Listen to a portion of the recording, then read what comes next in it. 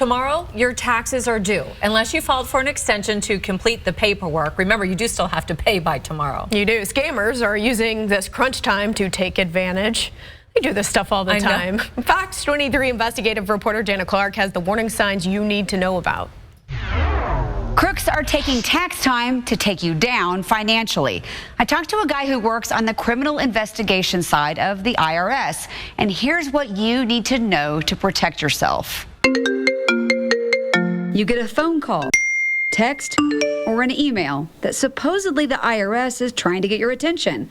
But it's really a scam, says the guy who's actually with the IRS, Special Agent Christopher Altimus. Folks are getting those texts and emails, what they believe is from the IRS. These criminal organizations are getting very sophisticated and spoofing some of our language and our logos, and it does seem to be quite legit, and in fact it's not. Christopher says the bad guys are preying on every way you communicate. These crimes years ago may have been a lot more easy to detect, but nowadays they're getting very, very sophisticated. They're duplicating a lot of our efforts in how we communicate with the public. What kinds of things do these text messages say? So a lot of times it's your refund has been frozen. Please click on this link to provide you information to unfreeze it. There may be information about needing to file your return, so please click on this link. Would you ever text somebody? So I will tell you that the primary mode of communication with the IRS is still the U.S. mail and a letter being sent to you.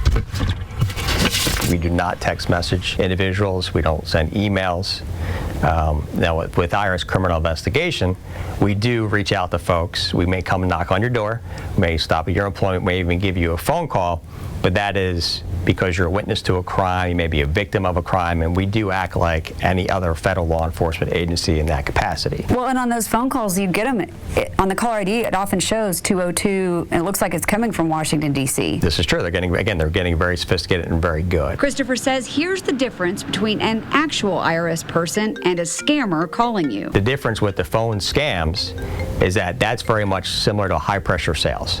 They're calling you, saying you owe money, you need to pay it right now. In some cases, they're threatening with arrest. There's going to be a sheriff's office knocking on your door to put you in custody if you don't make those payments right now.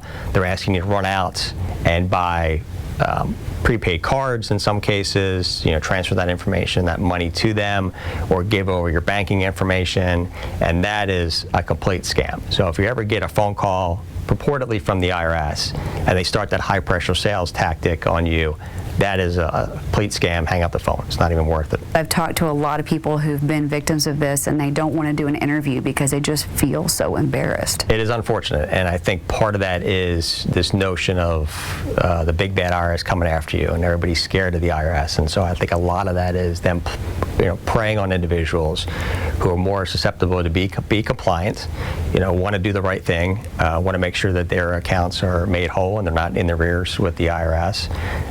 So from that standpoint, it's nothing to be embarrassed about. Again, these are very sophisticated criminals, and this is what they do for a living. So they're getting very, very good at it. What are these scammers after? It's not just your tax information they're stealing.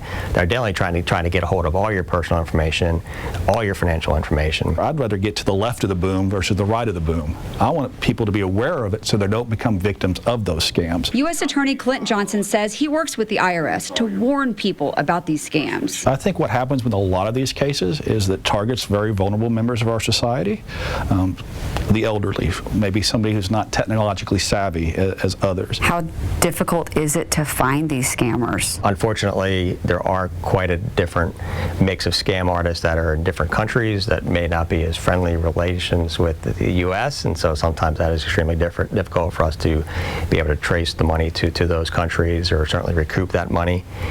So in some cases, unfortunately, there isn't a way for us to refund the proceeds to the victims. But give us that fighting chance. I would say report it as soon as you can and let us do what we do best, and hopefully, God willing, we'll bring them to justice. You want people to report it? I do want people to report it if it does happen. We may not be able to solve that particular case, or they may not be able to get your money back in that particular case, but it makes us aware of maybe a larger criminal organization that has been doing this. It also makes your neighbors aware. It makes your community more aware of what is going on. If you do make a mistake and go down the scammer's path, don't beat yourself up about it. Just know it's happened to a lot of people. Here's what you should do. Don't wait. Call your bank right away and let them know. Put stops on your credit reports and report what's happened to the IRS. I put the link you need with this story on fox23.com. Covering news that matters, Jana Clark, Fox 23 News.